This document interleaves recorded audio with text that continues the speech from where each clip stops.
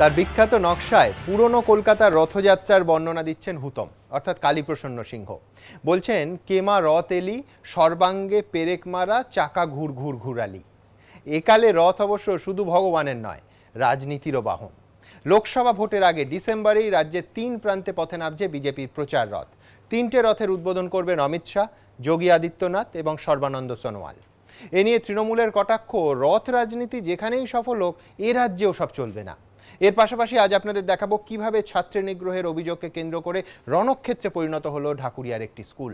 চলল লাঠি, ঝরল রক্ত। তবে সবার আগে যে কথা বলছিলাম, বিজেপির রথযাত্রা প্রচার কর্মসূচি। আসুন শুরুতেই দেখি কোন রথের সূচনায় বিজেপির কোন নেতা থাকছেন এবং সেই রথের যাত্রাপথটাই বাকি। প্রথম রথ বীরভূমের তারাপীঠ থেকে নেতৃত্বে অমিত শাহ। উদ্বোধন করবেন অমিত শাহ তারাপীঠে, তারপর বোলপুর, বর্ধমান হয়ে দুর্গাপুর, দুর্গাপুর হয়ে কালনা, বিষ্ণুপুর, আসানসোল, পুরুলিয়া হয়ে বাঁকুড়া, তারপর ঝাড়গ্রাম, মেদিনীপুর, ঘাটাল, কাঁথি, কাঁথির পর তমলুক, উলুবেড়িয়া হয়ে কলকাতা ব্রিগেড ময়দানে আসবে অমিত শাহ। তারাপীঠে যে রথের উদ্বোধন করবেন সেই রথ। দেখব পরের রথ। দক্ষিণ 24 পরগনার সাগর থেকে উত্তরপ্রদেশের মুখ্যমন্ত্রী যোগী আদিত্যনাথ, তিনি এই রথের উদ্বোধন করবেন। সাগর থেকে ডায়মন্ড হারবার হয়ে মথুরাপুর, জয়নগর, বসিরহাট, বারাসাত, ব্যারাকপুর, দমদম, শ্রীরামপুর, আরামবাগ, হুগলি, হাওড়া হয়ে কলকাতা ব্রিগেডে আসবে এই দ্বিতীয় রথ, যেটা উদ্বোধন করবেন যোগী আদিত্যনাথ। সর্বানন্দ সোনোয়াল, অসমের মুখ্যমন্ত্রী, কোচবিহারের মদনমোহন মন্দির থেকে তার তৃতীয় রথ ছাড়বে। মদনমোহন মন্দির থেকে কোচবিহার হয়ে আলিপুরদুয়ার, জলপাইগুড়ি, দার্জিলিং, রায়গঞ্জ, বালুরঘাট, মালদা, জঙ্গিপুর, বহরমপুর, কৃষ্ণনগর, রানাঘাট, বনগা হয়ে কলকাতা ব্রিগেডে আসবে এই তৃতীয় রথ। অর্থাৎ 3জন নেতা 3টি রথ নিয়ে অমিত শাহ, যোগী আদিত্যনাথ এবং সর্বানন্দ সোনোয়াল, তারা একেবারে কলকাতা ব্রিগেড ময়দানে এসে উপস্থিত হবেন। স্বভাবতই বিজেপি বলছে এই রথযাত্রায় পশ্চিমবঙ্গে অন্তত ফল মিলবেই, আর তৃণমূল বলছে অন্য রাজ্যে হতে পারে, এ রাজ্যে রথযাত্রার কোনো ভবিষ্যৎ নেই। দেখুন, 9এর দশকের শুরুতে আদবানি যেভাবে রথে চড়ে উত্তরপ্রদেশের ঝড় তুলেছিলেন, এবার বাংলার মাটিতে সেই ইতিহাসের পুনরাবৃত্তি ঘটাতে চায় পদ্ম শিবির। বিজেপি সূত্রে দাবি, লোকসভা ভোটের প্রচারকে তুঙ্গে নিয়ে যেতে তারা 3টি রথ নামাবে। নির্দিষ্ট রাজনৈতিক বার্তা দিতে 3টি রথের উদ্বোধনের জন্য বেছে নেওয়া হয়েছে 3টি জায়গা এবং 3টি মুখ। প্রথম রথ যাত্রা শুরু করবে বীরভূম থেকে। এই রথযাত্রার উদ্বোধন করবেন বিজেপির সর্বভারতীয় সভাপতি অমিত শাহ। বিজেপি সূত্রে দাবি, তাদের কাছে এ রাজ্যে সন্ত্রাসের পীঠস্থান বীরভূম, তাই এই জায়গা থেকে রথযাত্রা শুরু করে তারা সন্ত্রাসের অবসানের বার্তা দিতে চায়। আমাদের সর্বভারতীয় সভাপতি বীরভূম থেকে এই যাত্রার উদ্বোধন করবেন, কারণ এই মুহূর্তে সন্ত্রাসের প্রতীক আঁতুড়ঘর হচ্ছে বীরভূম। দ্বিতীয় রথযাত্রা শুরু করবে দক্ষিণ 24 পরগনার সাগর থেকে। এই রথযাত্রার উদ্বোধনের জন্য যোগী আদিত্যনাথকে পাঠানোর আর্জি জানানো হয়েছে। বিজেপি সূত্রে দাবি, এই রথযাত্রা থেকে তৃণমূলের বিরুদ্ধে সংখ্যালঘু তোষণের অভিযোগ আরও জোরালোভাবে তোলা হবে। সেজন্যই উদ্বোধন স্থল হিসেবে বেছে নেওয়া হয়েছে সাগরের মতো তীর্থভূমিকে, আর উদ্বোধক হিসেবে হিন্দুত্বের পোস্টার বয় যোগীকে। তৃতীয় রথ থেকে দেয়া হবে অনুপ্রবেশ বন্ধের বার্তা। বিজেপি সূত্রে দাবি, তাদের কাছে এই মুহূর্তে অনুপ্রবেশের আঁতুড়ঘর উত্তরবঙ্গ, তাই এই রথ যাত্রা শুরু করবে কোচবিহারের মদনমোহন মন্দির থেকে। উদ্বোধনের জন্য রাজ্য বিজেপি নেতারা চান অসমের মুখ্যমন্ত্রী সর্বানন্দ সোনোয়ালকে, যার রাজ্যে সম্প্রতি জাতীয় নাগরিকপঞ্জি চালু হয়েছে। মাননীয় অমিত শাহ নিজেই বলেছেন যে আমি সম্ভব হলে 3টে যাত্রার আর উদ্বোধনে থাকব। এছাড়া যারা নতুন পার্টির মুখ এখন খুব আকর্ষক হয়ে এসছেন, যাদেরকে লোক শুনতে দেখতে চায়, যোগীজি আছেন, সর্বানন্দ সোনোয়াল, আমাদের বিপ্লব দেব, সবাইকে ডাকবো। 5-7 জন মুখ্যমন্ত্রী বা বেশিও আসতে পারেন। তৃণমূল অবশ্য বিজেপির কৌশলে গুরুত্ব দিতে নারাজ। বাবরি মসজিদের আগেও যখন আদবানির নেতৃত্বে রথযাত্রা শুরু হয়েছিল, তখনও বাংলায় তারা হালে পানি পায়নি, এখনও পাবে না। তার কারণ হচ্ছে বাংলার মানুষ তারা মেন্টালি, সংস্কারগতভাবে তারা এই ধর্মীয় রাজনীতির বিরুদ্ধে। বুমেরাং তো হবেই, কারণ বাংলার মানুষ এটাকে সর্বশক্তি দিয়ে প্রতিহত করবে। কারণ অসমে এই সর্বানন্দ সোনোয়ালরা যেভাবে বাঙালি বিতরণের নায়ক, চিহ্নিত নায়ক, কুখ্যাত নায়ক। একসুরে সরব সিপিএম কংগ্রেসও। এর আগেও পশ্চিমবাংলায় রথযাত্রার চেষ্টা করেছে, রথযাত্রা করেছে, রাম মন্দির ইট টিট নিয়ে 4-5টা লোক গেছে, এবারও 4-5টা লোক যেতে পারে, তার বাইরে কিছু হবে না। তার কারণ পশ্চিমবাংলার মানুষ জানে যে এই দাঙ্গাবাজদের পার্টি এরা মন্দিরের নামে পুজো করতে চাইছে না, ওরা চাইবে এইসব দাঙ্গা বাঁধাতে। পশ্চিমবঙ্গের মাটিটা কিন্তু খুব শক্ত মাটি, এখানে রথের চাকা দাগ পড়বে বলে আমি বিশ্বাস করি না। কারণ এখানে মানুষ বেসিক্যালি সেকুলার। ডিসেম্বরে এই রথযাত্রা শুরু হওয়ার কথা, ফলে তরজার পারদ আরো চড়বে বলেই মত পর্যবেক্ষকদের। দীপক ঘোষ ও উজ্জ্বল মুখোপাধ্যায়ের রিপোর্ট, এবিপি আনন্দ। প্রণববাবু, কোনো সন্দেহ নেই যে রথযাত্রা ঐতিহাসিকভাবে বিজেপিকে ডিভিডেন্ড দেয় এবং এর আগে বহুবার দিয়েছে, কিন্তু রথ হলো, রথের সবারই হেভিওয়েট নেতারাও হলো, কিন্তু রথের চতুর্দিকে কি যথেষ্ট লোক হবে? এই জন্য প্রশ্নটা করছি যে এর আগের চ্যালেঞ্জটা অমিত শাহ যে হোম ট্যাক্স দিয়ে গেছিলেন, এবং সেটা প্রকাশ্যে আপনারা বলেন, কোনো সংবাদ মাধ্যমের গোপন খবর নয়, যে প্রত্যেক বুথে 20 জন ডেডিকেটেড বিজেপি ওয়ার্কার লাগবে, তো সেই জোগাড় করতে তখন মুশকিল হয়েছিল। তো এখন যথেষ্ট পরিমাণ লোক কি পাবেন? দেখুন, যথেষ্ট পরিমাণ লোক পাবো বলেই তো আজকে আলোচনা হচ্ছে, আপনি সঙ্গে সঙ্গে করছেন। না, ওই এটা যদি শ্রমিক লাহিড়ী বলছেন যে 2-4 জন লোক আগেও ছিল, এখনো 2-4 জন থাকবে। শ্রমিক লাহিড়ীরা কি বললো, পশ্চিমবঙ্গের রাজনীতিতে সিপিএম আজকে পুরোপুরি অপ্রাসঙ্গিক। আজকে পশ্চিমবঙ্গের সিপিএম নেতারা বা কংগ্রেস নেতারা কি বললো তাতে কিচ্ছু যায় আসে না। যাদের বিধানসভায় এতজন এমএলএ আছে তারা একটা মিছিল করতে পারে না, একটা আন্দোলন করতে পারে না, তো তারা কি বললো সেটা খুব প্রাসঙ্গিক না। আপনি যখন সময় হবে তখন এবার পশ্চিমবঙ্গে বিজেপির অবস্থাটা কি আছে সবচেয়ে ভালো বুঝতে পারছেন তৃণমূল কংগ্রেস এবং তৃণমূল কংগ্রেসের নেত্রী মমতা ব্যানার্জি। আপনারা জানেন যে কিছুদিন আগে ঝাড়গ্রামে গিয়ে মুখ্যমন্ত্রী ভাষণ দিয়ে বলছেন আমাকে বিশ্বাস করুন, আমাকে বিশ্বাস করুন। অর্থাৎ পশ্চিমবঙ্গের মানুষ যে মুখ্যমন্ত্রীকে বিশ্বাস করছেন না, এটা সবচেয়ে বেশি বুঝতে পেরেছেন মুখ্যমন্ত্রী স্বয়ং নিজে। আর এই যে যেখানে 16 আগে বলেছিলেন যে 294টা কেন্দ্রে আমি প্রার্থী, তো দারুণ রেজাল্ট হয়েছিল তৃণমূলে। হয়েছে তো। এবার যদি দেখুন, বিজেপি যদি কোনো ফ্যাক্টর না হয়, একটা রথ চালাবে, তাতে কি হচ্ছে, একটা রাজনৈতিক কার্যক্রম হবে, ইগনোর করতেই পারতেন না, ইগনোর করতেই পারতেন। তার জন্য এত কাউন্টার, এটা লাভ হবে না, ওটা লাভ হবে না। যদি লাভই না হয় তাহলে তো ইগনোর করতে পারতেন। আজকে যেটা বলছেন ধর্মীয় কথা, রাম নবমী পালন, এটা তো আমরা অনেক দিন ধরে করে আসছি, ধর্মের কথা। কিন্তু এই যে তৃণমূল কংগ্রেস আবার কর্মী, আমি একবার দ্রুত হিসেবটা দেখে নেব ঠিক কোথায় চ্যালেঞ্জ। এর আগে বিজেপির একাধিক বৈঠকে অমিত শাহ যেটা একেবারে লক্ষ্য স্পষ্ট করে দিয়েছেন, বঙ্গ বিজেপির চ্যালেঞ্জ, প্রত্যেক বুথে অন্তত 20 জন বিজেপির ডেডিকেটেড কর্মী যারা ভয় পাবে না, প্রলোভনে ভেসে যাবে না। পশ্চিমবঙ্গে 72,000 বুথ, তাতে 20 জন করে নিলে হয় 14,40,000। 14,40,000 কতটা চ্যালেঞ্জ? দেখুন, সেই অর্থে কোনো চ্যালেঞ্জ না। এর আগে তো এই চ্যালেঞ্জেই হোঁচট খেতে হয়েছিল। আমি বলছি আপনাকে, আজকে পশ্চিমবঙ্গের শাসক দল হচ্ছে তৃণমূল কংগ্রেস। প্রত্যেক দিন দেখতে পাচ্ছেন যে তৃণমূল কংগ্রেসের কর্মীরা খুন হচ্ছে। কোচবিহারে কদিন আগে একজন ছাত্র খুন হয়েছে। বিজেপির যারা কর্মী খুন হচ্ছেন, বিজেপির যারা হচ্ছেন, তাদের জন্য তো আন্দোলন হচ্ছে, আমরা দলগতভাবে বলছি। আজকে সবচেয়ে বেশি তৃণমূল কংগ্রেসের যারা গ্রাসরুটে আছে, যারা আদর্শের জন্য তৃণমূল কংগ্রেস করছিলেন, তারা আজকে প্রতিবাদ করতে চায়, কিন্তু সেই প্রতিবাদের প্ল্যাটফর্ম তাদের কাছে নেই, তাদের স্বপ্নভঙ্গ হয়েছে, তাদের প্ল্যাটফর্ম নেই। আজকে বিজেপি পশ্চিমবঙ্গের মানুষের যারা এই যে প্রতিবাদ করতে যায়, তাদের একমাত্র প্ল্যাটফর্ম হয়েছে, সাধারণ মানুষ বিজেপির পক্ষে আছে। না, মানে খুব স্বাভাবিকভাবে পশ্চিমবঙ্গে যারা ক্ষমতায় আসতে চাইছে, চেঁচিয়ে তাদের প্রাসঙ্গিকতা প্রমাণ করতে হচ্ছে, এটার জন্য দুঃখ লাগছে আমার। ওই যে 77,000 বুথের কথা বললেন না, সেই 77,000-এ কতজন, মানে এই রথ যখন চলতে শুরু করবে, রথে ওই 72,000 বুথ, তাহলে তার ধুলো খাওয়ার জন্য কতজন মাসে মানে পথের পাশে থাকবেন, সেটাই আপনাদের মূল প্রশ্ন। মূলত দেখুন, রথারোহণ কেন হতো? রথে মানুষ দুটো কারণে যেত, এক হচ্ছে যুদ্ধ করার জন্য যেত, আর একটা হচ্ছে মৃগয়া করার জন্য যেত। তা মৃগয়া মানে হচ্ছে পরিপূর্ণ বিলাসিতা। আর রথের মাথায় উঠছেন কারা, আপনি সব থেকে বড় কথা ভেবে দেখুন, যে প্রথম রথ হচ্ছেন অমিত শাহ। অমিত শাহ যেই রথে উঠবে, পশ্চিমবঙ্গের মানুষ জিজ্ঞেস করবে জয়সার 50,000 টাকা কি করে 80 কোটি টাকা হলো, তার ফর্মুলাটা মানুষ জানতে চাইবে। 2 নম্বর হচ্ছে যোগী আদিত্যনাথ। যোগী আদিত্যনাথ উঠলেই ওই যে জেলা গোরক্ষপুর যে ছবিটা, যেটাকে ব্যান করে দেওয়া হয়েছিল পোস্টার প্রেরণের পরে, সেই কেন ব্যান করা হলো সেই প্রশ্নটা করা হবে।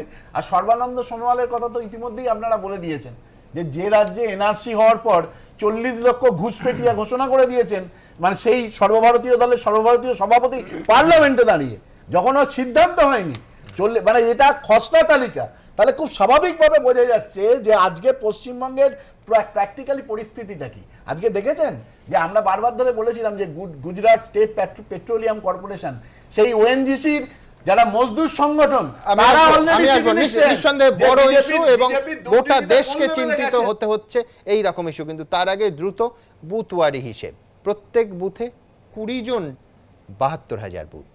দেখুন অঙ্কটা।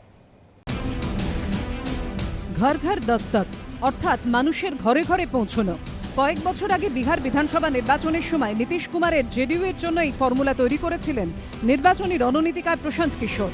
2019 সালে বাংলা বিজয়ের লক্ষ্যে এবার পড়শি রাজ্যের সেই ফর্মুলাই প্রয়োগ করতে চলেছেন অমিত শাহ। বিজেপি সূত্রে খবর, রাজ্য কমিটিগুলিকে বলা হয়েছে লোকসভা নির্বাচনের আগে প্রতিটি বুথে 20 জনের একটি টিম তৈরি করতে হবে। দলের সব স্তরের জনপ্রতিনিধিদের এই দলের সদস্য হতে হবে।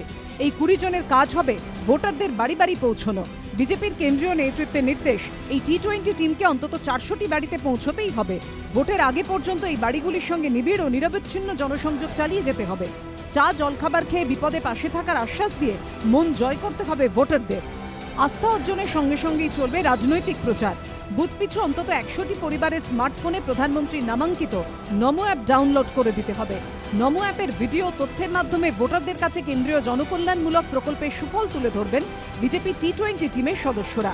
সেই সঙ্গে মোদী সরকার আগামী দিনে কি কি প্রকল্প নিতে চলেছে বাড়ি বাড়ি গিয়ে তাও তুলে ধরতে হবে ভোটারদের সামনে। এই কাজের জন্য টিমের বাছাই করা 20 জন সদস্য প্রতিনিয়ত প্রশিক্ষণের মধ্যে থাকবেন। T20 টিমের সদস্যদের মোবাইল ফোনে দেওয়া হবে বিশেষ একটি অ্যাপ্লিকেশন। কি কি বিষয়ে প্রচার করতে হবে তার সবিস্তার বিবরণ থাকবে ওই অ্যাপে। বিভিন্ন ইস্যুতে বিরোধীদের আক্রমণের জবাব কিভাবে দিতে হবে, কোন তথ্য পরিসংখ্যান পেশ করতে হবে, অ্যাপ খুললেই তা দেখতে পাবেন বিজেপির দায়িত্বপ্রাপ্ত কর্মীরা। সরাসরি দিল্লি থেকে এই মোবাইল অ্যাপ্লিকেশন নিয়ন্ত্রণ করা হবে। সামনের 5 বছরে আপনারা কি চাইছেন বা কোন কাজ হয়নি বলে আপনার মনে হচ্ছে, এই সমস্তটাই সম্পর্ক তৈরি করবে এই 20 জন লোক 20টা ফ্যামিলিতে এক একজন গিয়ে। বিরোধীরা অবশ্য বিজেপির এই কর্মসূচিকে গুরুত্ব দিতে নারাজ। 2020 50-50 যাই ফর্মুলা দিয়ে কিছু হবে না, তাদের মানুষ বিশ্বাস করবে না। ওরা যত যাবে মিত্র বলে তত আমাদের লাভ হবে এবং বলবে এই সর্বনাশারা এসেছে, ধাপ্পাবাজদের থেকে দূরে রাখো ভাই, অতএব মানুষ পালিয়ে যাবে। কটাক্ষের সুরে সিপিএম এর বক্তব্য, জনসমর্থনে ভাটা পড়ছে দেখেই এখন মরিয়া হয়ে উঠেছে গেরুয়া শিবির। জনসমর্থন যদি থাকে তাহলে তারা এইসব কাজ করার প্রয়োজন হয় না। ওরা মরিয়া হয়ে টু সেভ দেম, তারা টু রিমেন ইন পাওয়ার, তারা সমস্ত শক্তি নিয়োজিত করছে। অনেকেই আবার বলছেন রাজ্যে বুথ রয়েছে প্রায় 72,000, সেক্ষেত্রে প্রতি বুথে 20 সদস্যের দল তৈরি করতে হলে 72,000 বুথের জন্য মোট 14,40,000 কর্মীর প্রয়োজন। বাংলায় গেরুয়া শিবিরের এই বিপুল সংখ্যক একনিষ্ঠ কর্মী কি আদৌ আছে? অতীতেও তো বুথ স্তরের জন্য যে লক্ষ্যমাত্রা কেন্দ্রীয় নেতৃত্ব ঠিক করে দিয়েছিল তার সম্পূর্ণ বাস্তবায়নে ব্যর্থ হয়েছিল বিজেপির রাজ্য নেতৃত্ব। এবার কি সেই টার্গেট পূরণ সম্ভব? প্রশ্ন রাজনৈতিক মহলে। দীপক ঘোষ ও ঋত্বিক মণ্ডলের রিপোর্ট, এবিপি আনন্দ।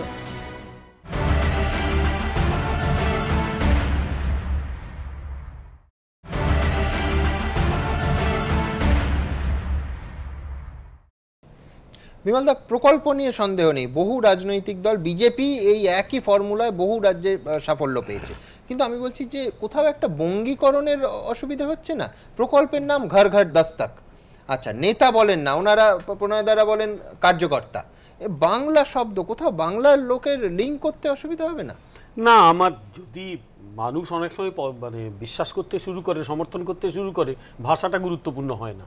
এখন প্রশ্ন হচ্ছে এই রথযাত্রা বা এই যে কার্যক্রম যেটা, সেটাতে লাভ হবে কিনা এই মুহূর্তে আমি বলতে পারবো না। আমি আপনাকে কতগুলো তথ্য দিই। দেখুন, যখন দীর্ঘ বাম শাসন যখন প্রতিষ্ঠা হলো, বয়স অল্প হলেও মনে আছে, গোটা চোখের সামনে দিয়ে বাম শাসনটা চলেও গেল। বারবার একটা কথা বামেরা বলতো, বাংলার মাটি দুর্জয় ঘাঁটি, জেনে যাক দুর্বৃত্ত। আমার একদম স্লোগানটা মুখস্থ হয়ে গেছে এবং এখানে নাকি কেউ মাথা তুলতে পারবে না। সেই বামেরা 6 বছরে নিকেশ হয়ে গেছে পশ্চিমবাংলা থেকে। তাই আগাম আপনি বলতে পারবেন না যে বামেরা কি, মানে কোন দল কি করবে। 1991 সাল যখন রাম মন্দির আন্দোলনটা মোটামুটি বেশ হাওয়াটা উঠেছে, সেই ভারতীয় জনতা পার্টি যে পশ্চিমবঙ্গে 5%-এর বেশি ভোট, 6%-এর বেশি ভোট কোনো কালে পায়নি, তারা 1991-92 সালে 12% ভোট পেয়েছিল। কি করে পেল? অনেকেই বলতে শুরু করেছিল আর থার্ড অল্টারনেটিভ তৈরি হয়ে গেছে। কিন্তু তারপর বিজেপি ওই জায়গাটা ধরে রাখতে পারেনি। তার কারণ হচ্ছে পরবর্তীকালে তাদের তৃণমূলের সঙ্গে অ্যালায়েন্স করতে হয়েছে। অ্যালায়েন্স করার ফলে একবারেই বাড়তে পারে। এবং ওই বৃদ্ধিটা যেহেতু একটা সম্পূর্ণ ন্যাশনাল ফ্যাক্টরের জন্য এসেছিল, সেটা ডেফিনেটলি স্টেট হিসেবে। এবং আপনারাই এবিপি আনন্দ, সি ভোটারের জনমত সমীক্ষায় পশ্চিমবঙ্গে বিজেপির যে উত্থান সে তো দেখিয়েছেন তো যে উত্থান ঘটছে পশ্চিমবঙ্গে, এবং ভোটের পার্সেন্টেজ আমার ধারণা 25 থেকে 30-এর মধ্যে একটা কোথাও থাকতে পারে, আমার এটা ব্যক্তিগত ধারণা।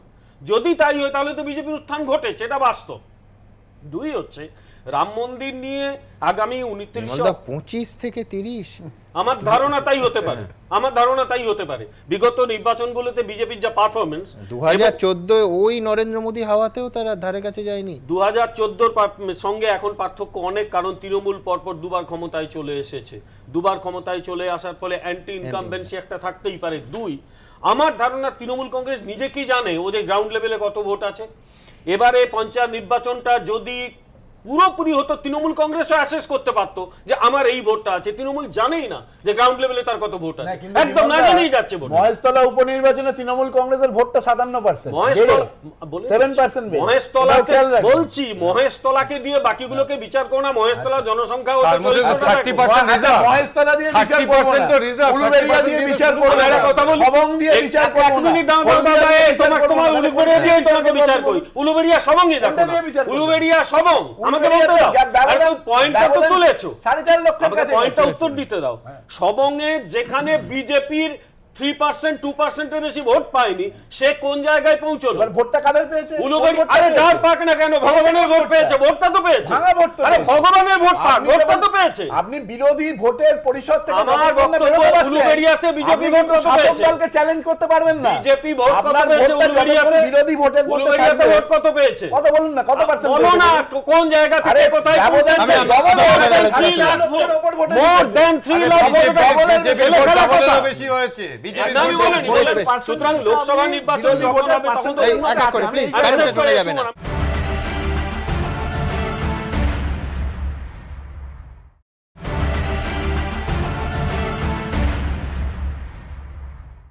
লোকসভা নির্বাচন যখন হবে তখন অন্য ইস্যুগুলো নিয়ে তো ইলেকশন হবে, এবং রাম মন্দির আসছে। আমি বহুদিন ধরে বলে আসছি রাম মন্দির কিন্তু একটা ইস্যু হিসেবে আসছে। আগামী 29 অক্টোবর থেকে নিয়মিত রাম মন্দির মামলা চলবে, গোটা ভারতবর্ষে একটা তার আলোচনা চলবে। পশ্চিমবঙ্গ একেবারে তার বাইরে থাকবে, আমি অন্তত মনে করি। এই কথা সূত্র ধরে দেখবো রাম মন্দির এই ইস্যুকে আদালত, বিমলদা বলছেন আদালতে যত মামলা চলবে, শুনানি চলবে, তার একটা হাওয়া উঠবে বা হাওয়া তোলার চেষ্টা করা হবে। বিশ্ব হিন্দু পরিষদ বলছে আদালত বাদ দিন, রাম মন্দির এমনিতেই এখনকার সব থেকে বড় ইস্যু। লোকসভার আগে রাম মন্দির হাওয়াকে আবার চাগিয়ে তুলতে চাইছে বিজেপি এবং বিশ্ব হিন্দু পরিষদ। লোকসভা ভোটের আগে বিজেপি যখন রথযাত্রায় ভরসা করছে, তখন বিশ্ব হিন্দু পরিষদ নতুন করে সরব রাম মন্দির নিয়ে। এই দুই ইস্যুতে ভর করেই কি ভোটের লড়াইয়ে ঝাঁপাতে চলেছে গেরুয়া শিবির? তেমনই ইঙ্গিত মিলেছে বিশ্ব হিন্দু পরিষদের সিদ্ধান্তে। 29 অক্টোবর থেকে অযোধ্যা জমি মামলার লাগাতার শুনানি শুরু হবে সুপ্রিম কোর্টে, কিন্তু তার আগে রাম মন্দির নিয়ে ফের একবার রাজনীতি গরম করার পালা শুরু হয়ে গিয়েছে। শুক্রবার দিল্লিতে বিশ্ব হিন্দু পরিষদের একটি বৈঠক হয়। সূত্রের খবর, সেখানে সিদ্ধান্ত নেওয়া হয়েছে আদালতের রায়ের জন্য অপেক্ষা না করে সংসদে আইন করে রাম মন্দির গড়ে তুলতে হবে। এর জন্য দেশ জুড়ে আন্দোলন চালানো হবে, গণস্বাক্ষর নেওয়া হবে, জনপ্রতিনিধি ও রাজনৈতিক দলের সদস্যদের সঙ্গে দেখা করে সিদ্ধান্তের কারণ বোঝানো হবে। সূত্রের খবর, রাম মন্দির নিয়ে আন্দোলনে এবার এ রাজ্যকে বিশেষ গুরুত্ব দিচ্ছে বিশ্ব হিন্দু পরিষদ। তাই শুক্রবার বৈঠকের পর শনিবারই কলকাতা আসেন সংগঠনের আন্তর্জাতিক সভাপতি বিষ্ণু সদাশিব কোকজি। নাগরিক সম্মেলনে ভিএইচপির সিদ্ধান্তের কথা জানান তিনি। उस बैठक में संतों ने ये मार्गदर्शन दिया कि हमें जनमत जागरूक करना चाहिए, लोग और सरकार पर दबाव लाना चाहिए, और इसलिए कानून बनाकर राम मंदिर का निर्माण किया जाए। ভোট যখন ক্রমেই এগিয়ে আসছে, তখন কয়েকদিন আগে রাষ্ট্রীয় স্বয়ংসেবক সংঘের প্রধান মোহন ভাগবতের গলাতেও ফের শোনা গিয়েছে রাম মন্দির প্রসঙ্গ। राम मंदिर का विरोध करने वाली पार्टियों में रहकर भी खुला राम मंदिर का विरोध करने वाले लोग नहीं है। ये क्यों है? तो वो जानते हैं कि हम कुछ भी कहे, देश की करोड़ों हिंदू प्रजा जो है, और हिंदू न कहने वालों में भी बहुत बड़ा हिस्सा ऐसा है कि जिनके श्रद्धा स्थान राम है। বিরোধীরা অবশ্য সুপ্রিম কোর্টকে এড়িয়ে রাম মন্দির তৈরির দাবি নিয়ে গেরুয়া শিবিরকে তীব্র আক্রমণ করেছে।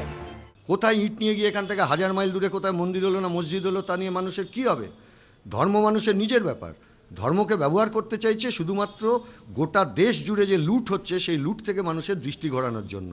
সুপ্রিম কোর্টের ইস্যুটা পেন্ডিং, তো সুপ্রিম কোর্ট থেকে বের করে নিচ্ছে, লোকসভায় আনবে কি করে?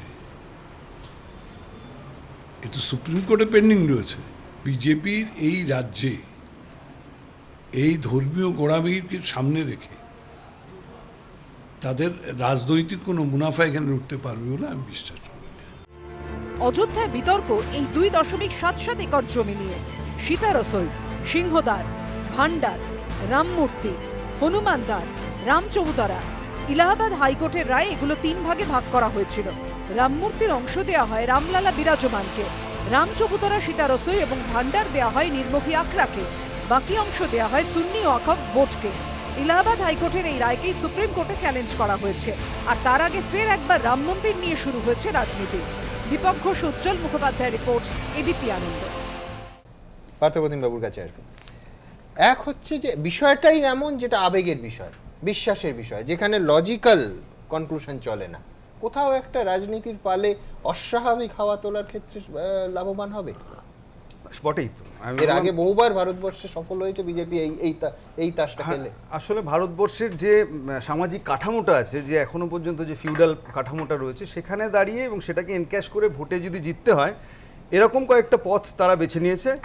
কিন্তু যে পথে অতীতে সাফল্য পেয়েছে সেই পথগুলো ধরলে ভবিষ্যতে সাফল্য আসবে, বাংলা এটা অতি সরল। হ্যাঁ, এক হচ্ছে বাংলায় সম্ভব না। এই কারণের জন্য যখন রথে নামার কথা বলা হচ্ছে, আসলে বিষয়টা কি, যদি দেখেন যে পথে নামতে যখন মানুষের ভয় হয়, তখন আসলে মানুষ গিয়ে রথে চড়ে, এবং রাজনীতির ক্ষেত্র হচ্ছে তার ব্যতিক্রম নয়। আমি এই কারণের জন্য এই কথাটা বললাম যে আজ থেকে 4.5 বছর আগে যখন আমাদের এই প্রতিশ্রুতি দেওয়া হলো আচ্ছা দিন আসবে, যে এবং যখন বলা হলো যে এই জিনিস করবো, আপনি হিসাব করুন যে কর্মসংস্থানের দিকে গোটা ভারতবর্ষ জুড়ে, সেখানে পকোড়া ভাজাকে কর্মসংস্থানের সাথে তুলনা করেও বেকারি দূর করা যাচ্ছে না। আপনি আজকের টাকার দাম 75 $1 বিনিময়ে, আপনি পেট্রোল ডিজেল 85, আপনি শেয়ার বাজার থেকে সবজি বাজারে ধস। আপনি যদি বলেন একইভাবে শিল্প নেই, গোটা দেশে বন্ধাত্ম চলছে। আপনি কৃষকদের যে দাবি, সেই দাবিতে হচ্ছে কৃষক ঘুরে বেড়াচ্ছে, তার ন্যায্য দাম পাচ্ছে না। আমি বলছি গোটা দেশ জুড়ে যে প্রতিশ্রুতিগুলো বলেছিলেন, যে নাগরিক সুরক্ষার প্রশ্ন যদি বলেন, যে পোলারাইজেশনের রাজনীতি হয়েছে, এখানে যখন দাঁড়িয়ে আর একটা সরকারের 4 বছর 4.5 বছরের পর যখন বলার কিছু নেই, হোয়াট টু সেল, এবং এই ব্যর্থতা ঢাকতেই আরেকটা আবেগের ঢেউ লাগবে। একেবারে তাই, যে রাজনৈতিক ব্যর্থতা ঢাকা না। এই কারণের জন্য বলছি যে মানুষ কিন্তু এত বোকা নয়। আমি বলছি এই কারণের জন্য যে আজকের দুর্নীতি, যেটা বলেছিল না খাউঙ্গা না খানে দুঙ্গা, আজকে তো দেখা যাচ্ছে যে কেউ খাচ্ছেন এবং খেতে তো দিচ্ছেন অনেক লোককেই। ফলে এখানে দাঁড়িয়ে এবার প্রশ্নটা হচ্ছে, যখন আপনার কাছে সদুত্তর নেই, আপনি যে ভ্যালু বেসড পলিটিক্সের কথা বলেছিলেন, পার্টি উইথ ডিফারেন্সের কথা বলেছিল বিজেপি, যখন সেই জায়গাগুলো অল আর লস্ট, সেখানে দাঁড়িয়ে কাদের দিয়ে রথ উদ্বোধন করাচ্ছেন? Interestingly the architect of Indian divisional politics Amit Shah, তিনি একটা রথ উদ্বোধন করবেন। আর একটা ওই যে গুজরাট মডেল, সেখানে দাঁড়িয়ে গত 3 দিন ধরে হচ্ছে যে এই যে বিহারের নাম করে বিহারিদের উৎখাত করার চেষ্টা করা হচ্ছে। আপনি কাকে দিয়ে রথ উদ্বোধন করছেন? সর্বানন্দ সোনোয়াল, আসাম, যিনি হচ্ছেন আসামে থাকেন না, এরকমভাবে বেশ কিছু মানুষের তালিকা তৈরি করে যাদেরকে আসাম থেকে বের করার চেষ্টা করছেন। আপনি যোগী আদিত্যনাথ, যিনি সাংবাদিকদের ডেকে তিনি হচ্ছে এনকাউন্টার কীরকম হয় এটা বোঝাতে চান।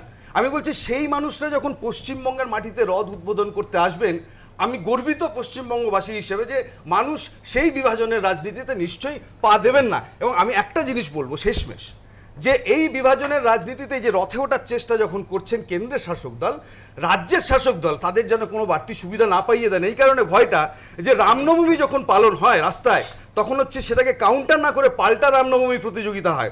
হনুমান জয়ন্তী যখন হয়, তখন পাল্টা হনুমান জয়ন্তী হয়। আমি বলবো যে রাস্তায় এই যে উন্নয়নের দাঁড়িয়ে থাকা দিয়ে যে রাজনীতি দেখানো হচ্ছে, যে ভ্যালু বেসড পলিটিক্স, তার কাউন্টার যদি রথ হয়, আমি বলবো এটা মানুষের পক্ষে কিন্তু খুব দুর্ভাগ্যের জায়গা হবে পশ্চিমবঙ্গে। আমি এইটুকু বলতে পারি, পার্থদা, এটা হচ্ছে বিজেপির যে প্যাকেজটা চলছে, পার্থদা বললেন যে খাচ্ছে এবং খেতে দিচ্ছে, শুধু তাই না, আরো একটা পার্ট আছে, এটা একটা প্যাকেজ, খেয়ে দিয়ে নিশ্চিন্তে বিদেশে চলে যাওয়া, তার সুযোগটাও দিচ্ছে। এবং এই সরকারের মিথ্যাচারটা ভাবুন, আজকে কেন্দ্রীয় সরকার 1.5 টাকা দাম কমিয়েছে। আপনি ভাবতে পারেন যে তার মধ্যে শুধু 87 পয়সাটা কেন্দ্রের, দুজন বক্তা ইতিমধ্যেই বললেন গুজরাটের ঘটনা, উত্তর ভারতীয়দের ওপর হামলা নিঃসন্দেহে মারাত্মক অভিযোগ। দেখুন, বিজেপি যখন বাংলা জয়ের লক্ষ্যে কোমর বাঁধছে, তখন তাদের হাতে থাকা গুজরাটে মারাত্মক আকার নিচ্ছে আইন শৃঙ্খলার সমস্যা। উত্তর ভারত থেকে যারা গুজরাটে কাজ করতে গেছেন, তাদের ওপর বিভিন্ন জায়গায় হামলার অভিযোগ উঠেছে। সেপ্টেম্বর মাসে গুজরাটের সাবরকান্থায় 14 মাসের শিশুর ওপর যৌন নির্যাতনের অভিযোগ ওঠে বিহারের এক নাগরিকের বিরুদ্ধে। অভিযোগ, এরপর থেকেই গুজরাটে কার্যত হিন্দিভাষী ঘেরাও অভিযান শুরু হয়েছে। এই নিয়ে উদ্বেগ প্রকাশ করেছেন Mamata Bandyopadhyay. If anything, any crime happens, yes, of course, who is the accused person? Police must take action as per law. This is a very dangerous trend, and it's a disastrous situation. I do not know why the BJP party, who are in the ruling party, they are not controlling all this. I'm really concerned about the situation. Congress সভাপতি রাহুল গান্ধী ফেসবুকে লিখেছেন, দুর্বল আর্থিক নীতি, নোটবন্দি ও জিএসটির দুর্বল রূপায়ণ গুজরাট জুড়ে শিল্প ধ্বংস করেছে। একের পর এক কারখানা ও শিল্পতালুক বন্ধ হয়েছে।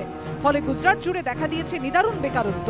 সরকার নতুন করে চাকরির সুযোগ তৈরি করতে ব্যর্থ হওয়ায় যুবকদের মধ্যে হতাশার ক্রোধ বাড়ছে। গুজরাট জুড়ে ভিনরাজ্য থেকে আসা মানুষের ওপর আক্রমণ হচ্ছে। শান্তি ফেরাতে ও প্রত্যেক ভারতীয় নিরাপত্তা সুনিশ্চিত করতে যা করণীয় তা করতে হবে। গুজরাটে উত্তর ভারতীয়দের ওপর হামলার ঘটনায় মোদীকে নিশানা করেছেন মায়াবতী। श्री नरेंद्र मोदी जी मेंबर पार्लियामेंट बनकर आए हैं वाराणसी से। उत्तर भारतीय लोग श्री नरेंद्र मोदी के साथ कोई सोतेला रवैया नहीं अपनाते, तो उधर के लोगों को भी, गुजरात के लोगों को भी नहीं अपनाना चाहिए। और इसको लेकर राजनीति करने की बजाय जो भी दोषी लोग हैं उनके खिलाफ सख्त से सख्त कार्रवाई होनी चाहिए। বিরোধীদের আক্রমণের মুখে বিজেপি গোটা ঘটনার দায় চাপাচ্ছে গুজরাটের কংগ্রেস বিধায়ক অল্পেশ ঠাকুরের ওপর। लोगों को झाड़ियों की तरह काट देना है, हिंसा फैलाना है। इस प्रकार की हिंसा के भाव को फैलाने की जो कोशिश की जा रही है, अल्पेश ठाकुर के इस जहरीले भाषण से स्पष्ट रूप से दिखता है, मालूम पड़ता है। और ये अल्पेश ठाकुर केवल कांग्रेस के विधायक हैं ऐसा नहीं है, वो राहुल गांधी जी जो कि कांग्रेस के अध्यक्ष हैं उनके चहेते हैं। অল্পেশ ঠাকুরের পাল্টা দাবি, তিনি বিহারে কংগ্রেসের সহকারী পর্যবেক্ষক। তারপরও তিনি বিহারিদের নিয়ে উস্কানিমূলক মন্তব্য করবেন কেন? मैं राहुल गांधी का सोल्जर हूँ सर, मैं कोई वो विघटकवादी नहीं हूँ, मैं कोई ऐसा आदमी नहीं हूँ कि किसी को मारने के काटने की राजनीति करूँ। मैं जोड़ने की राजनीति जानता हूँ, मैं तोड़ने की राजनीति नहीं जानता। और ये प्रांतवाद क्या है, हम भारतीय हैं, मैं राष्ट्रवाद की बात करता हूँ। और गुजरात के अंदर एक भी जगह पे मेरे लड़कों ने वायलेंस नहीं किया, किसी पे भी हमला नहीं किया। গুজরাটের মুখ্যমন্ত্রী জানিয়েছেন, উত্তর ভারতীয়দের ওপর হামলার ঘটনায় 431 জনকে গ্রেফতার করা হয়েছে, 56টি এফআইআর করা হয়েছে। মানুষকে শান্ত থাকার আবেদনও জানিয়েছেন তিনি। এবিপি আনন্দ। শুভঙ্কর, আমি বিজেপির নিঃসন্দেহে প্রতিক্রিয়া নেব, কিন্তু আগে আপনার, এবং এটা শুধু বিজেপির অভিযোগ নয়, জেডিইউ একই সুরে আরও জোরের সঙ্গে অভিযোগ করছে যে এই কংগ্রেস বিধায়ক, এই অল্পেশ ঠাকুর তার ঠকর সেনা নিয়ে একেবারে মানে চরম আঘাত হানছে উত্তর ভারতীয়দের ওপর। আপনাকে আজ একটা কথা বলতে, কয়েকদিন আগে, 2-3 দিন আগে আমি বিহারে ছিলাম। অল্পেশ ঠাকুর বিহারে গিয়ে প্রত্যেকটি জায়গায় এখন জেডিইউ এই কথা বলবে, তার কারণ এত বুথ লেভেল থেকে অর্গানাইজেশন করছে, কারণ খুব একদম খাটনেওয়ালা ছেলে। আজকে যে ঘটনাটা হচ্ছে, আপনাকে আমি বলি, অ্যাডমিনিস্ট্রেশন কার হাতে? অল্পেশ ঠাকুরকে গ্রেপ্তার করুক যদি সেই ঘটনা ঘটে থাকে। আসল ঘটনাটা কি? এরা পুরো মাত্রায় ডেভেলপমেন্ট সারা ভারতবর্ষে কোথাও কিছু নেই। আপনি চাকরি বলুন, সিলিন্ডারের দাম বলুন, টাকার দাম, এই প্রাদেশিকতার আগুন ছড়ালে শুধু গুজরাট নয়, গোটা ভারতে আগুন জ্বলবে। এবং এটার জন্য দায়ী কে? দুর্ভাগ্য যে এই রাজ্য হয়তো তার বাইরে থাকবে না। এটার জন্য দায়ী কে? গুজরাটের দাঙ্গার নায়ক তিনি। এখানে তারাপীঠ থেকে, মন্দিরের কাছ থেকে তিনি বলছেন আমি হচ্ছে রথযাত্রা করব, পশ্চিমবঙ্গ মানুষের আমি সমর্থন চাই। একজন এনকাউন্টার স্পেশালিস্ট, তিনি আরেক জায়গা থেকে রথযাত্রা শুরু করছেন, সাগর থেকে।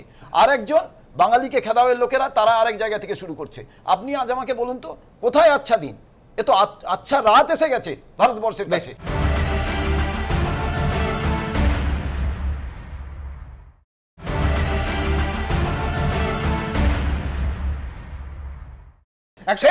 সুমন, একটা লাইন বলবো। এই অল্পেশ ঠাকুরের কিছু বক্তৃতা একটি সর্বভারতীয় চ্যানেলে দেখেছি আমি। ওনার কথা ঠিকই, আমার দাবি ওই লোকটাকে অবিলম্বে অ্যারেস্ট করা, একদম অত্যন্ত অন্যায় কাজ করেছে। পুরো এই অল্পেশ ঠাকুর লোকটা দায়ী, সঙ্গে সঙ্গে গ্রেফতার করা, অবিলম্বে অ্যারেস্ট করা উচিত। অভিযোগের ব্যাপার নয়, একটা রাজ্যের মানুষ অত্যন্ত ইনফ্লেমেবল স্পিচ দিয়েছে। অ্যাবসলিউটলি, রাজ্যের মানুষকে আপনি হিংসার মধ্যে দিচ্ছেন এবং গোটা ভারতবর্ষে সেটাকে বিনষ্ট করছেন। দেখুন, এই বাইরের রাজ্যের মানুষ নাকি গ্রেফতার না করার অর্থ এই যে আপনারাও সমর্থন করছেন? না না, দেখুন, গুজরাটে বাইরের রাজ্যের মানুষ গেছে তো আজ থেকে না, অনেক দিন থেকে আছে। আমি একটা বলছি, ঝন্নু আনসারি গুজরাট দাঙ্গার পরে পোস্টার বয় হয়েছিল, মোহাম্মদ সেলিম কলকাতাতে হাওড়া স্টেশন থেকে সম্বর্ধনা নিয়ে এসে তাকে রেখেছিল, 6 মাসের মধ্যে সে আবার গুজরাটে ফিরে গেছে এবং তারপরে সে বলেছে আমি গুজরাটে ভালো আছি। অর্থাৎ এই যে বিষয়টা, গুজরাটে যদি মানুষ যদি আনসেফ থাকে তাহলে হঠাৎ করে তো হয়নি, দীর্ঘদিন ধরে আছে, অত্যন্ত পরিকল্পিতভাবে এই জিনিস করা হচ্ছে। আমি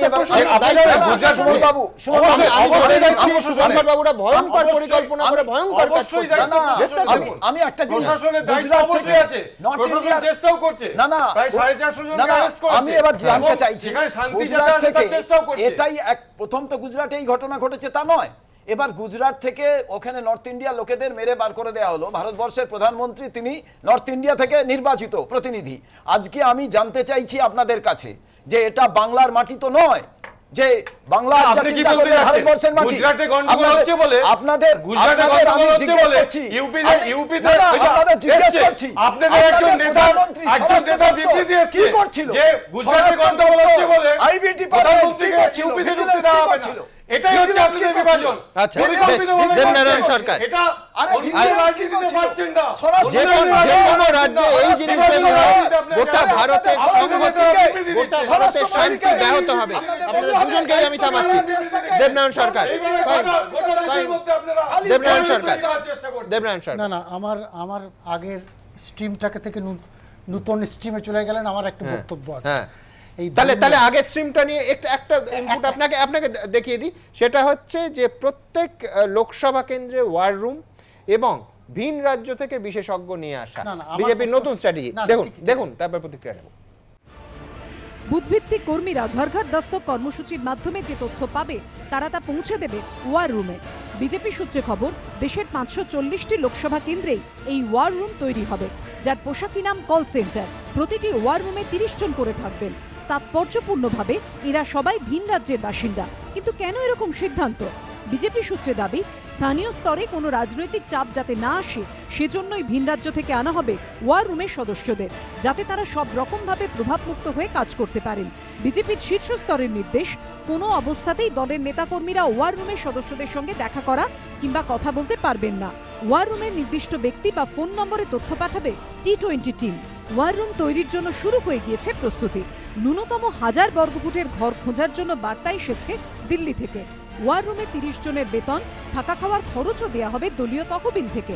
সব মিলিয়ে বিপুল পরিমাণ টাকা খরচ করা হবে এই ওয়ার রুমের জন্য। বিজেপি সূত্রের খবর, 540টি লোকসভা কেন্দ্রে ওয়ার রুমের জন্য ঘর ভাড়া, 30 জনের বেতন, পরিবহন খরচ, কম্পিউটার প্রিন্টার সহ যাবতীয় সরঞ্জামের জন্য মোট খরচ হতে পারে 1057 কোটি 86 লক্ষ টাকা। আর এই বিপুল পরিমাণ খরচের সম্ভাবনা নিয়েই বিজেপিকে নিশানা করছে বিরোধীরা। চমকের রাজনীতি করতে গেলে যে বস্তা বস্তা টাকা লাগে, সেই টাকাটা কোথার থেকে আসছে, কে দিচ্ছে? আমাদের অর্থের জোর নেই। আমাদের নেত্রী আছে মমতা বন্দ্যোপাধ্যায়, সঙ্গে আছে বাংলার জনগণ, জনতা, এবং আমাদের সামনে উন্নয়নের এই 7 বছরের একটা সাফল্যের ইতিহাস আছে। মানুষকে সঙ্গে রেখে চলায় ওরা ফেল করছে বলে রাজ্যের ওপরে ভরসা না করে রাজ্যের বাইরে থেকে মানুষ নিয়ে এসে ওয়ার রুম, যুদ্ধ এবং 2020, তাহলে সাধারণ রাজনীতির বাইরে জবরদস্তির রাজনীতি, এর বিকল্প বিজেপির কাছে আর কিছু নেই। খরচ নিয়ে পাল্টা যুক্তি খাড়া করেছে বিজেপি। দলের কেন্দ্রীয় সম্পাদক রাহুল সিংহের বক্তব্য, আমাদের কাটমানিও দিতে হয় না, সিন্ডিকেটও নেই, তাই ন্যূনতম খরচে কাজ হবে। আর বঙ্গ জয়ের লক্ষ্যে শুধু ভিন রাজ্য থেকে লোক আনাই নয়, এ রাজ্যের নেতাকর্মীদেরও প্রশিক্ষণের জন্য গুজরাটে পাঠিয়েছে রাজ্য বিজেপি। এই ছবি রাজকোটে। এখানেই প্রশিক্ষণ হয়েছে বাংলার বিজেপি নেতাদের একাংশে। এখানে কোঅর্ডিনেটরের দায়িত্বে রয়েছেন বিজেপি নেতা বিনোদ পটেল। जिस प्रकार से गुजरात में हमारा कार्यकर्ता काम करता है, इसी सिस्टम में हम कोशिश कर रहे हैं कि इसी पद्धति से, इसी सिस्टम से पश्चिम बंगाल में भी हमारा कार्यकर्ता काम करे। वहाँ इस समय 42 लोकसभा की सीटें हैं। हमने जिस प्रकार का टारगेट किया है, योजना बनाया है और पार्लियामेंट को चिन्हित किया है, उसमें से हमें लगता है एक 22-23 सीटें हम लोग जीतेंगे। সূত্রের খবর 4টি দল করে আলাদা জায়গায় ভোটে জেতার প্রশিক্ষণ নিয়েছেন বঙ্গ বিজেপির নেতারা। এক সপ্তাহ ধরে এই দলটি গুজরাট সফর করেছে, কিন্তু বিজেপি বিরোধীদের কটাক্ষ, বহিরাগতদের ওপর ভরসা করে বিজেপির বঙ্গজয় অসম্ভব। দীপক ঘোষ ও ঋত্বিক মণ্ডলের রিপোর্ট, এবিপি আনন্দ।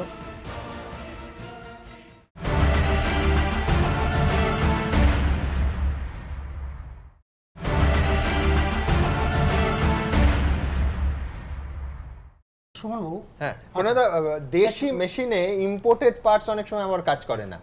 তো আমি বলছি যে T20 ঠিক আছে, আপনার ওয়ার রুম ঠিক আছে, কিন্তু এই এক্সপার্টরা বাইরে থেকে এসে বাংলার মাটি বুঝে একেবারে দারুণ সংগঠন শাস্ত্র তো একটাই। হ্যাঁ, আর আজকে তো এটা স্বীকার করতে হবে যে ভারতীয় জনতা পার্টির যে সংগঠন যেভাবে চলে, আজকে ভারতবর্ষের রাজনীতিতে কংগ্রেস বলুন যেই বলুন সেই সংগঠনের ধারে কাছে কেউ নেই।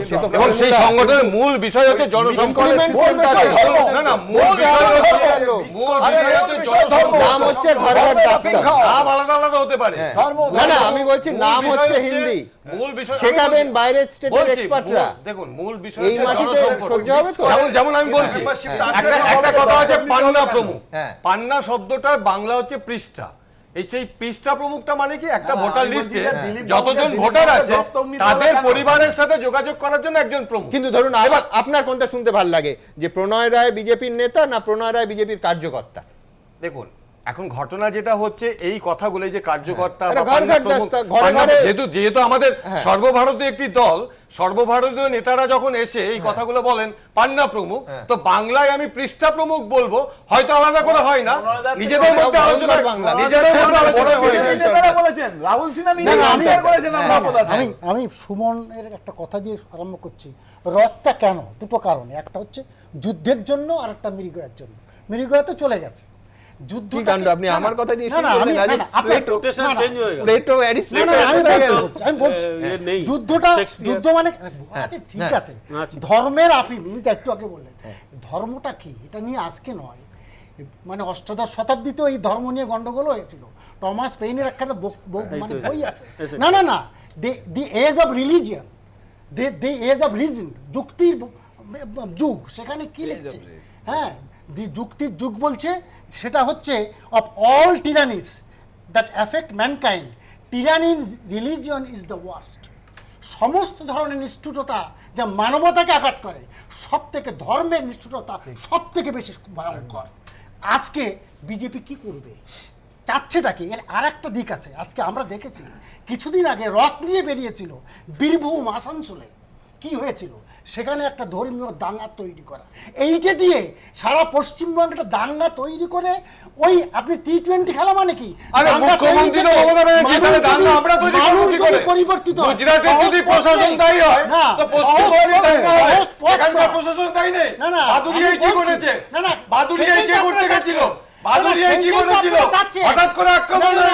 আসানসোলে কি হয়েছিল, পশ্চিমবঙ্গের পশ্চিমবঙ্গের প্রশাসনের আগুন নিয়ে পশ্চিমবঙ্গের হিন্দুরা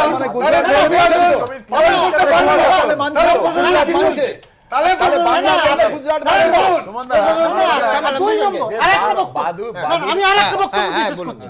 আজকে নিশ্চয়ই পেপারে পড়েছেন RBI কনজিউমার কনফিডেন্স ইন্ডেক্স, আজকে নিশ্চয়ই প্রত্যেক পেপারে বেরিয়েছে, ইংরেজি পেপারে অনেক কাগজে বেরিয়েছে। কনফিডেন্স ইন্ডেক্স কোথায় ছিল এক বছর আগে? 2017 সেপ্টেম্বরে 121, সেই ইন্ডেক্স নেমে এসে 94। শুধু তাই নয়, 9টা বড় শহরে পুরো সমীক্ষা করে দেখা গেছে যে বিজেপির 2016 যা ছিল পুরো রিভার্স হয়ে গেছে।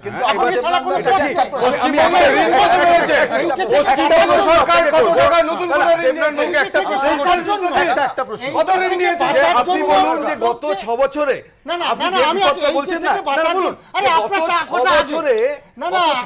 RSS এত বাড়লো কি করে?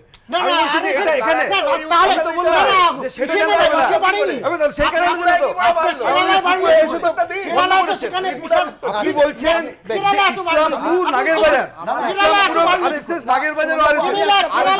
তার আগে দেখবো আর একটা অডিও টেপ, এবং তাই নিয়ে বিতর্ক, এমনকি আদালতের শরণাপন্ন হওয়া। দেখুন।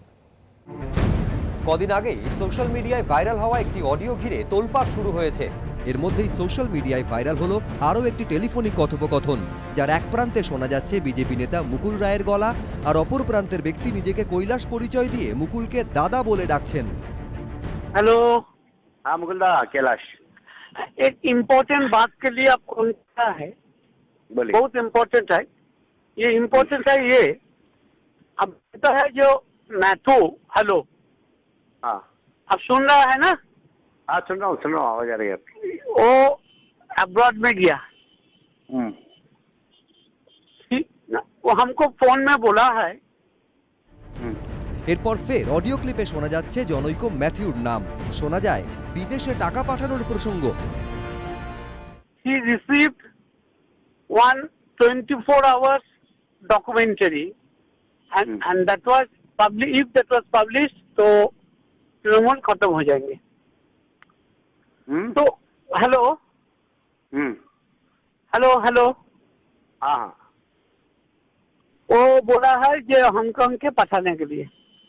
तो हम ये इधर से बातचीत करके आदमी लोग का साथ जुटाए, हम ये कर नहीं सकते, लेकिन हांगकांग में हम किस तरीके से पठाएंगे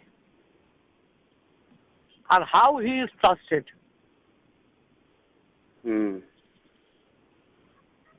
how much money? 2 crores। Hello. Mukul রায়ের সঙ্গে টেলিফোনে যার কথা হচ্ছিল তিনি ম্যাথিউর প্রশংসাও করেন। 50 lakhs advance and then after 20 days। Hello। After 20 days।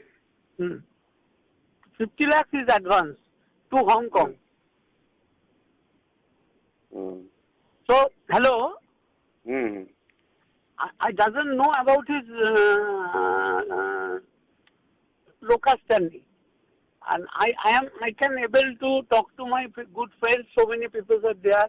If that will enough against Trinamool Congress, so then घर बारी बेच के हम जुगाड़ करेंगे। लेकिन how I can send it and how can he can be trusted? I don't know. But he's a man, brave man, lion man, and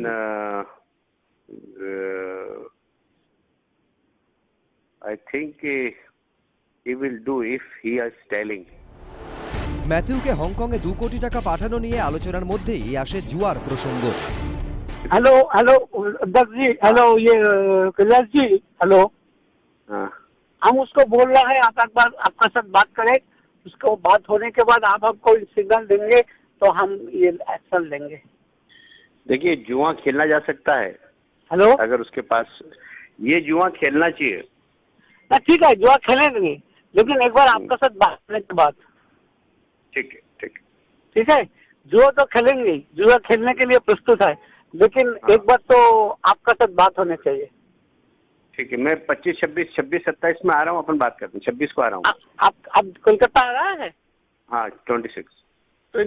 ठीक है। এবিপি আনন্দ এই অডিও ক্লিপের সত্যতা যাচাই করেনি, তবে ফোনের এক প্রান্তে যে তিনি ছিলেন তা স্বীকার করে নিয়েছেন মুকুল রায়। আমাকে বলা হচ্ছে যে কোনো অবস্থাতেই আমার ট্যাপিং হচ্ছে না, আমার কোনো অবস্থাতেই বলছে আড়িপাতা হচ্ছে না, অথচ দেখা যাচ্ছে আড়িপাতা হচ্ছে।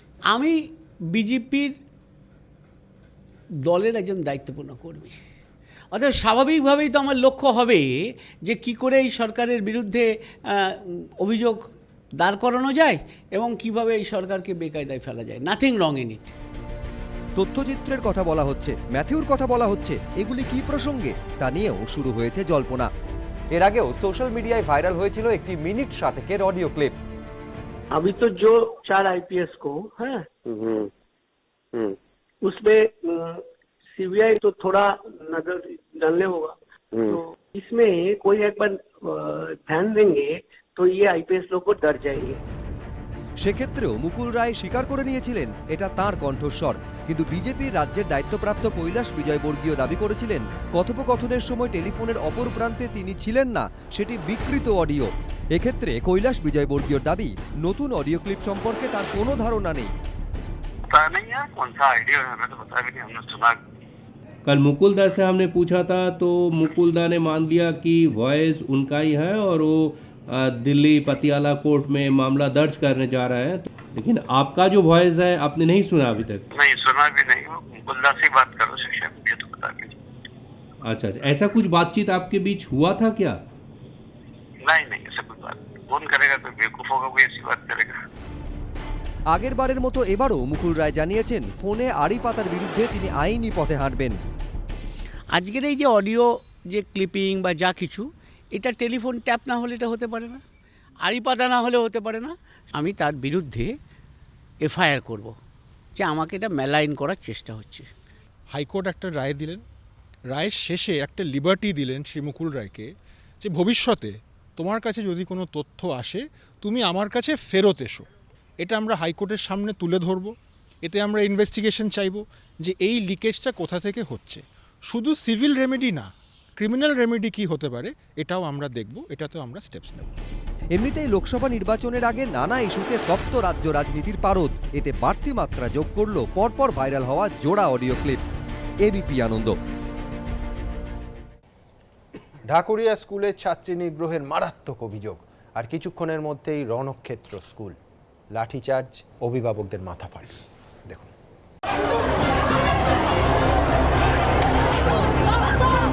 কলকাতায় ফের স্কুল পড়ুয়াকে যৌন হেনস্থার অভিযোগ, ঢাকুরিয়ায় রণক্ষেত্রের চেহারা নিল শিক্ষাঙ্গন। স্কুলে ঢুকে ভাঙচুর অভিভাবকদের, পুলিশের পাল্টা লাঠিচার্জ, রক্তাক্ত অভিভাবক, রক্তাক্ত পুলিশ, হেনস্থা শিক্ষিকাদের। অভিযোগ, গত মাসে ঢাকুরিয়ায় এই স্কুলের এক ছাত্রীর যৌন হেনস্থা করেন স্কুলেরই এক শিক্ষক। সেদিন মেয়েকে 10 নম্বর ঘরে স্যার নিয়ে গেছিল, নিয়ে গিয়ে ওকে অসভ্য অত্যাচার করেছে, মারধর করেছে, আবার বলেছে মার্ডার করে দেবো। মেয়েকে বলেছে ওইটুকুনি মেয়েকে, তুই যদি বাড়িতে গিয়ে বলিস তোকে মার্ডার করে ছুরি ঢুকিয়ে দেবো পেটে। মঙ্গলবার স্কুল খুলতেই এই অভিযোগে ক্ষোভে ফেটে পড়েন বাকি অভিভাবকরা। প্রথমে স্কুলে ঢুকে অফিস ঘরে দরজা ভেঙে ভাঙচুর চালান তাঁরা। ঘটনাস্থলে পৌঁছয় পুলিশ। আতঙ্কিত ছাত্রীদের প্রথমে বের করে দিতে থাকে পুলিশ, এরপরই স্কুলের বাইরে পুলিশের সঙ্গে বচসায় জড়িয়ে পড়েন অভিভাবকরা। স্কুল অভিযুক্তকে আড়াল করছে বলে অভিযোগ তোলেন অভিভাবকরা। একটি মোটর বাইক অভিযুক্তের বলে সন্দেহে সেটিতেও ভাঙচুর চালান তারা। এরপর হঠাৎই স্কুলের গেট ভেঙে ফের স্কুলে ঢোকার চেষ্টা করেন অভিভাবকরা। ভেঙে ফেলা হয় কোলাপসেবল গেট।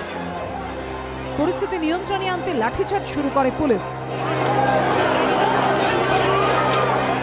মাথা ফেটে যায় বিক্ষোভরত অভিভাবকের। তাদের প্রশ্ন, মহিলা পুলিশ কর্মী ছাড়াই মহিলা অভিভাবকদের সঙ্গে পুলিশ এরকম আচরণ করলো কি করে?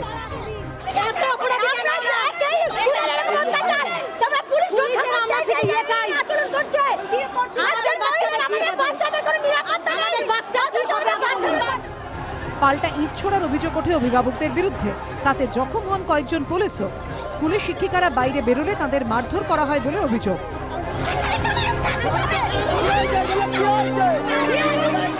স্কুলের সম্পত্তি ভাঙচুর প্রসঙ্গে অভিভাবকদের ভূমিকা নিয়েও প্রশ্ন উঠেছে। এটা তদন্ত হবে এবং যদি প্রমাণিত হয় যে আমাদের তদন্তে যদি প্রমাণিত হয় তাহলে তারা কঠোরতম শাস্তি পাবে। কিন্তু যারা এই ঘটনাকে কেন্দ্র করে পুলিশকে পেটালো, এমনকি শিক্ষকদেরকেও বাইরের লোকরা এসে মেরেছে, এই ধরনের প্রবণতাকে কিছুতেই আমরা মেনে নেব না। আমরা যার বিরুদ্ধে অভিযোগ তাকে এখান থেকে নিয়ে গেছি, তদন্ত শুরু হয়েছে, আমরা আইনানুগ যা যা ব্যবস্থা নেওয়ার সেটাই নেব। পরিস্থিতি একটা সময় অগ্নিগর্ভ হয়েছিল, আমাদের পুলিশও আহত হয়ে রয়েছেন, স্কুল ভাঙচুরের চেষ্টা চলছিল, সেই পরিস্থিতিতে হয়তো পুলিশকে অ্যাকশন নিতে হয়েছে। এই ঘটনায় অবশ্য স্কুলের পাশেই দাঁড়িয়েছেন শিশু অধিকার সুরক্ষা কমিশনের চেয়ারপারসন। অভিযোগ না করা হলে কি করে কেউ জানতে পারবে? যেদিনকে অভিযোগ এবং উনি যেটা করেছেন, উনি কিন্তু এখানে দিদিমণির কাছে কোনো অভিযোগ করেননি, উনি এখানে বাইরে কোনো একজন সহ অভিভাবকের কাছে বলেছেন যে এরকম একটা ঘটনা ঘটেছে। যার এগেনস্টে অ্যালিগেশন, তাকে অলরেডি অ্যাপ্রিহেন্ড করেছে, তাকে কোর্টে তোলা হচ্ছে। যে শিক্ষক অভিযুক্ত তাকেও অ্যারেস্ট করা হয়েছে। কোর্টে বিচারক যা বলবেন সেটাই আমরা মেনে নেব। সম্পূর্ণ মামলা নিষ্পত্তি না হওয়া পর্যন্ত ওই শিক্ষক এই বিদ্যালয়ে আসবেন না। স্কুলে ভাঙচুরের ঘটনায় বেশ কয়েকজনকে গ্রেফতার করেছে পুলিশ। গোটা ঘটনার রিপোর্ট তলব করেছে শিক্ষা দপ্তর। তবে বুধবার থেকে স্কুলের পঠন পাঠন স্বাভাবিক থাকবে বলে জানানো হয়েছে প্রাথমিক শিক্ষা সংসদের তরফে। আবির দত্ত, কৃষ্ণেন্দু অধিকারীর রিপোর্ট, এবিপি আনন্দ, কলকাতা। কোনো সন্দেহ নেই মারাত্মক ঘটনা। এই প্যানেলে 4 জন অধ্যাপক আছেন। আপনারা বলুন, আমার 3টে প্রশ্ন আছে এবং অত্যন্ত 3টে প্রশ্নের সামাজিক গুরুত্ব আছে। এক, যে নিগ্রহের অভিযোগ, স্কুলের শিক্ষক হন, অশিক্ষক কর্মচারী হন, ছাত্রছাত্রীদের বাবা মারা 6-8 ঘন্টার জন্য যাদের হাতে তুলে নিশ্চিন্তে বাড়ি যাচ্ছে, সেই ট্রাস্ট লেভেলটা ওলটপালট হয়ে যাচ্ছে। একটা ঘটনা নয়, পরপর একাধিক ঘটনা। 2, অভিভাবকদের আচরণও প্রশ্নের ঊর্ধ্বে নয়। স্কুলের ভেতরে ঢুকে তারা ভাঙচুর করছেন, শিক্ষক শিক্ষিকাদের মারধর করছেন। আমার পরিষ্কার প্রশ্ন যে বাচ্চারা কি শিখবে? তারা দেখছে মা বাবারা তাদের টিচারদের চুলের মুঠি ধরছে, নিগ্রহ করছে। এবং 3, অবশ্যই পুলিশ। কলকাতার মধ্যে একটা, দেবনাথবাবু মানবেন যে আইন শৃঙ্খলার বিরাট বিপর্যয় হয়ে গেছে এমন নয়। নিরস্ত্র মহিলা কিছু, মানে আমি বলছি 20 জন 30 জন অভিভাবক, সেখানে কোথায় মহিলা পুলিশ? আমরা তো জল কামানের কথা শুনি মবকে ডিসবার্স করার ক্ষেত্রে, কোথায় কি হলো? এবং সবথেকে বড় কথা যে লোয়ার পোর্শনে পুলিশের লাঠি মারার কথা, মহিলাদের, পুরুষ পুলিশ মহিলাদের মাথায় আহত হচ্ছে এবং লাঠি ফুটেজে আছে।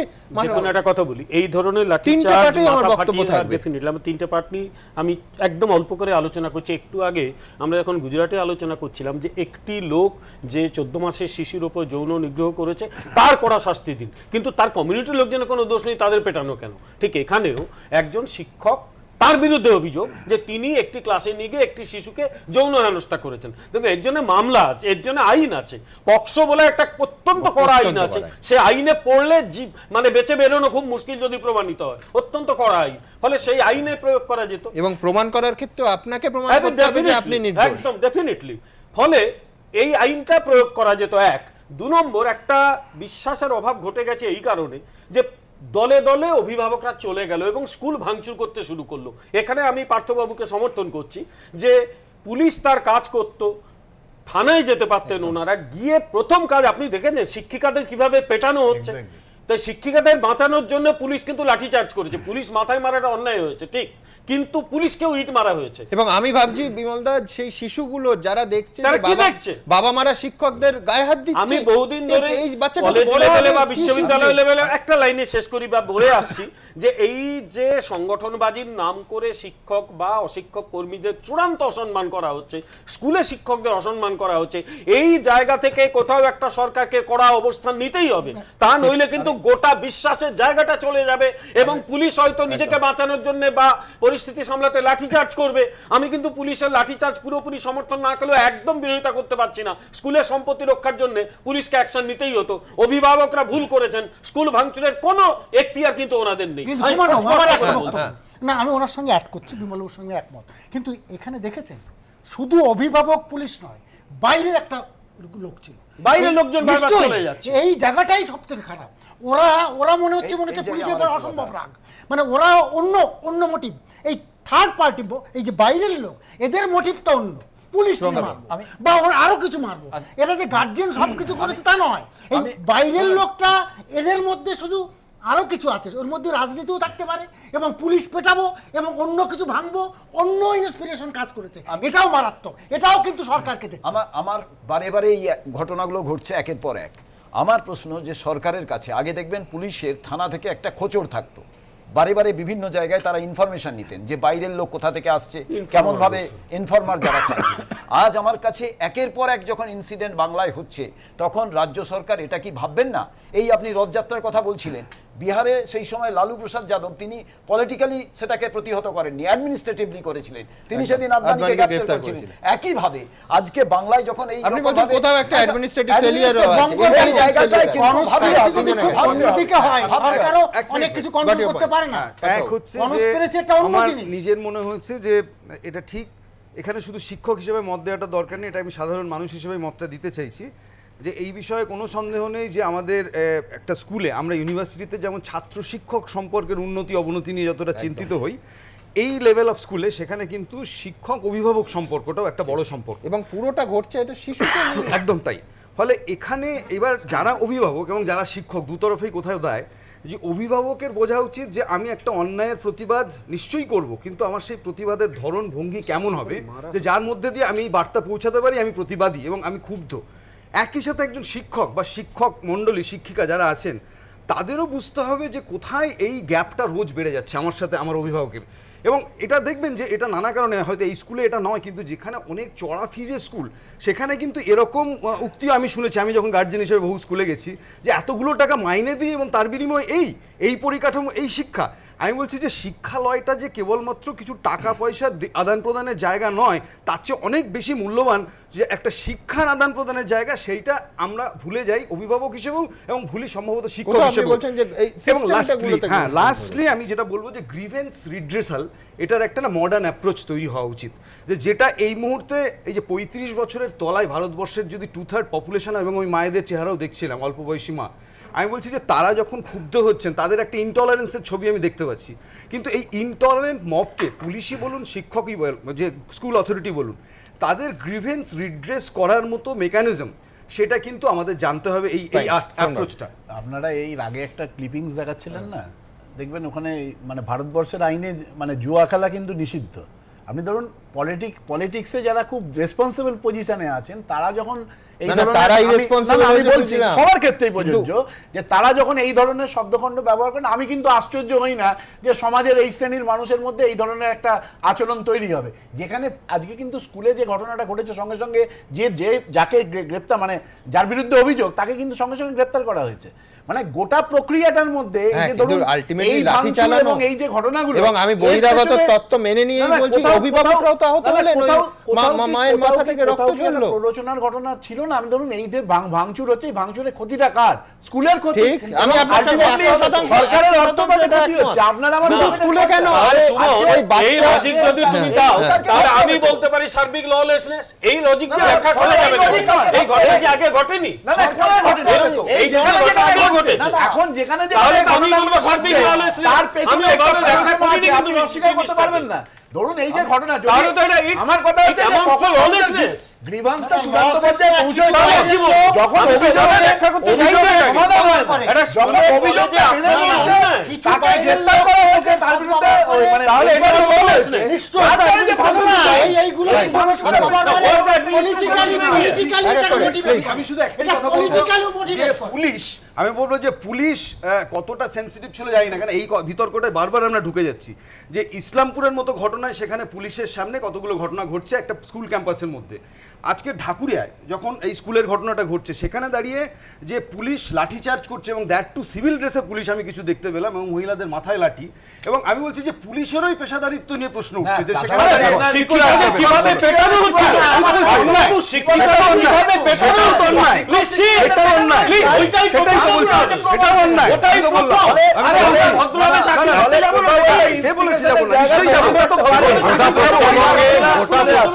মানুষ একটা হতাশার মধ্যে ভুগছে। গোটা পশ্চিমবঙ্গের মানুষ আইন শৃঙ্খলার ব্যবহার করবে। এই যে ঘটনাগুলো ঘটেছে, আজকের ঘটনা না, আপনি এই যে কিন্তু আমি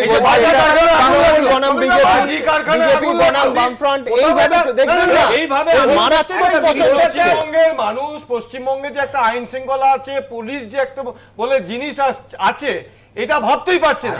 যার জন্য পুলিশ থাকতো, পুলিশ যদি প্রশিক্ষিত পুলিশ থাকতো, তাহলে রক্ত ঝরতো না। এই মবকে সরানোর জন্য রক্ত ঝরাতে হতো না। এই ঘটনা নিঃসন্দেহে আমাদের উদ্বিগ্ন করে, চিন্তিত করে। পাশাপাশি আপনাদের দেখাবো 10 বছরের একটি বালক, একটি অভিজাত স্কুলের ছাত্র, তাকে আমরা হারালাম, আবার ডেঙ্গির শিকার। দেখুন, গতবারের মতো এবারও ভয়াবহ চেহারায় ডেঙ্গি। ঝরে যাচ্ছে একের পর এক ডেঙ্গি আক্রান্তের প্রাণ। ফের মৃত্যু হলো দমদমে। এবার ডেঙ্গি আক্রান্ত 10 বছরের শিশুর মৃত্যু। মৃত শিশুর পরিবারের দাবি, বৃহস্পতিবার থেকে জ্বরে ভুগছিল অনিশ সরকার। ভিআইপি রোডের ধারে একটি বেসরকারি হাসপাতালে তাকে ভর্তি করা হয়। অবস্থার অবনতি হওয়ায় তাকে বাইপাসের ধারে আরও একটি বেসরকারি হাসপাতালে স্থানান্তরিত করা হয়। সেখানেই মঙ্গলবার সকাল 10টা নাগাদ মৃত্যু হয় ওই শিশুর। বেসরকারি হাসপাতালে দেওয়া ডেথ সার্টিফিকেটে মৃত্যুর কারণ হিসেবে ডেঙ্গির উল্লেখ রয়েছে। পরশুদিন অ্যাডমিট করেছিল, কালকে খুবই অসুস্থ ছিল, আজকে সকালে এরকম। আমাদের বাড়িতেও হয়েছিল, যেমন অনিশের জ্যাঠামশের হয়েছিল, তারপরে তো ওর এরকম হলো, আমাদের ছেলেই চলে গেল, খুব কষ্ট। শহরের একটি ইংরেজি মাধ্যম স্কুলের ছাত্র ছিল অনিশ। পড়াশোনা থেকে খেলাধুলা সব বিষয়ে অন্যান্যদের থেকে অনেকটা এগিয়ে থাকতো সে, কিন্তু ডেঙ্গি অকালেই কেড়ে নিল প্রাণ। এর আগে 25শে সেপ্টেম্বর মৃত্যু হয় ডেঙ্গি আক্রান্ত উত্তর দমদমের বাসিন্দা মানস দাসের। এখনো পর্যন্ত কলকাতা, বিধাননগর, উত্তর 24 পরগনা, হাওড়া, হুগলি, শিলিগুড়ি সহ বিভিন্ন জায়গায় ডেঙ্গি আক্রান্তদের মৃত্যু হয়েছে। বিরোধীদের দাবি, ডেঙ্গি মোকাবিলায় নিজেদের ব্যর্থতা ঢাকতে তথ্য গোপন করছে প্রশাসন, যদিও রাজ্য সরকার তা মানতে নারাজ। আর এর মধ্যেই বাড়ছে ডেঙ্গি আক্রান্তে মৃতের সংখ্যা। জয়ন্ত পাল ও ঝিলম করঞ্জাই, এবিপি আনন্দ, কলকাতা।